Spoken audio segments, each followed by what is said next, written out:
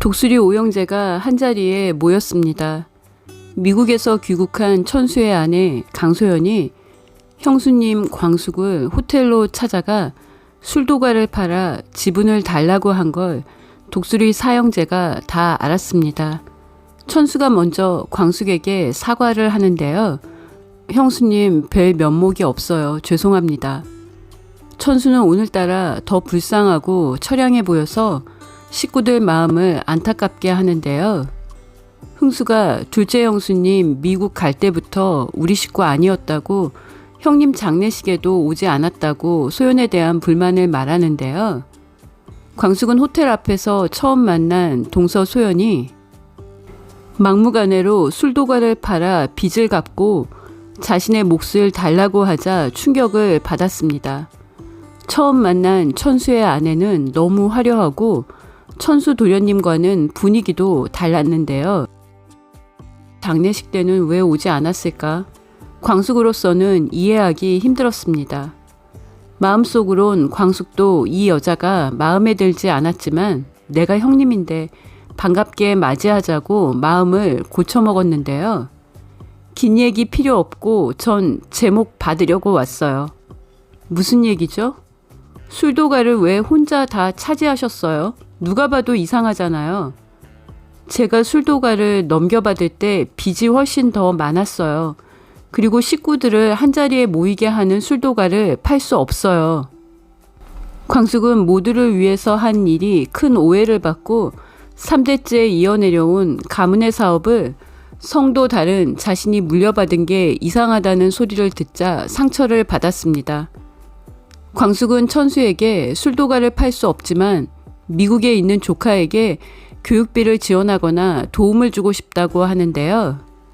마강숙은 천수 도련님이 지금 백수여서 미국에 사는 동서와 조카의 생활비와 교육비를 넉넉하게 보내주지 못해서 동서가 술도가를 팔아서 나눠달라는 억지 소리까지 하게 된 거라고 생각하는데요.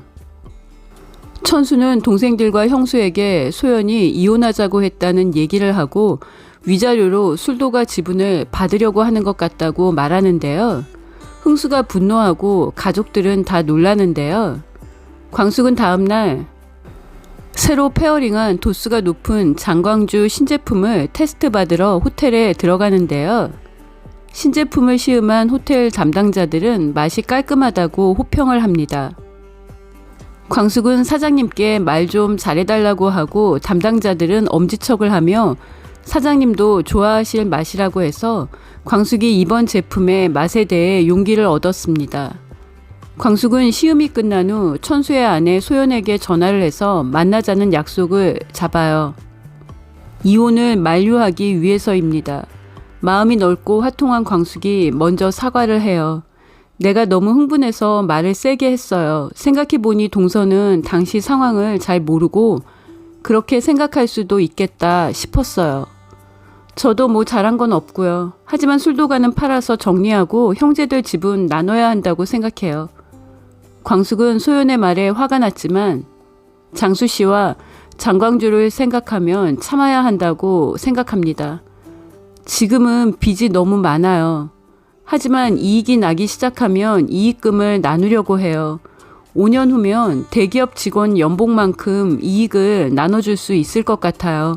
그러니 이혼 생각은 하지 말아요. 광숙은 천수도련님이 기러기 아빠로 가족들 생활비와 교육비를 보내기 위해 온갖 애를 쓰고 노력하고도 이혼을 당하게 되면 너무 불쌍하다는 생각이 들었습니다.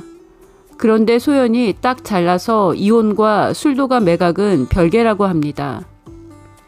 지금까지 결혼 생활을 한 데 대한 위자료를 받겠다는 거죠.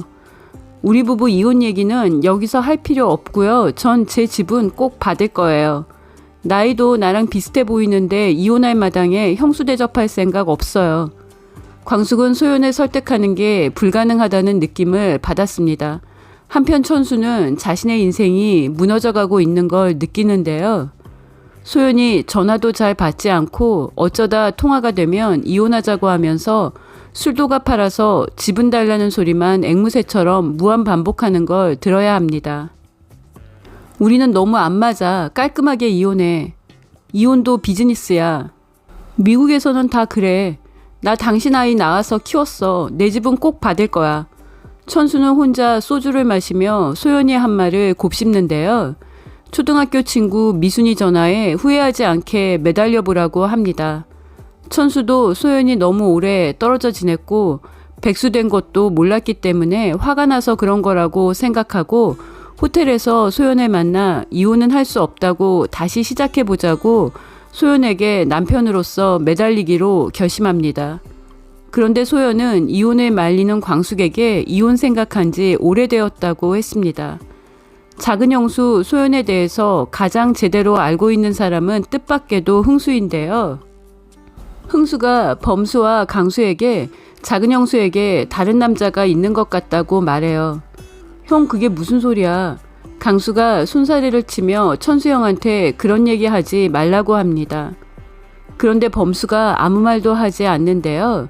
범수는 이미 아픈 경험을 했기 때문에 흥수가 하는 말이 일리가 있다고 생각합니다. 흥수는 내 말이 맞다면서 천수 형이 형수가 왜 이혼하자고 하는지 진실을 알아야 한다고 말해요. 내가 영주한테 전화해 볼게. 범수는 미국에서 유학 중일 때 조카 영주와 가끔 만났는데요. 조카 영주가 엄마가 왜 이혼하려고 하는지 알지도 모른다는 생각이 들었습니다. 소연의 분류는 곧 밝혀질 것 같습니다. 천수는 몇 년 만에 만난 소연에게 외면당하고 큰 상처를 받고 눈물을 흘리는데요. 마강숙은 기러기 아빠로 외롭게 살아온 천수도련님을 가여운 사람이라고 생각했는데요. 실직하고 고시원에서 생활하고 있는 기러기 아빠 천수가 이번에는 이혼을 당할 것 같습니다. 소연의 불륜 사실이 드러나야 이혼의 귀책 사유가 강소연에게 있다는 걸 증명하고 강소연이 가져갈 수 있는 독수리 술도가 지분은 없다는 걸 증명할 것 같습니다. 천수의 딸 영주가 가족을 위해 희생한 아빠를 위해 엄마 강소연에게 남자친구가 있다는 걸 증언할 것 같고요. 독수리 술도가의 이익이 생기기 시작한 건 마강숙이 인수하고 장광주를 출시한 이후부터라 강소연이 지분을 달라고 하는 건 어이없는 일인데요. 광숙이 생활비와 교육비를 지원하겠다고 한 건 천수도련님이 이혼당하는 걸 막기 위해서였습니다. 흥수가 둘째 영수 소연의 불륜을 목격하고 영주가 아빠가 가족을 위해서 헌신한 걸 증언하면 강소연이 받을 독수리 술도가 지분은 없다고 생각합니다. 한편 광숙이 엄마 공주실 여사와 골드캐슬 박사님들이 주선한 소개팅을 바쁘다고 토요일 하루로 잡아서 3명을 같은 호텔 커피숍에서 만나는데요.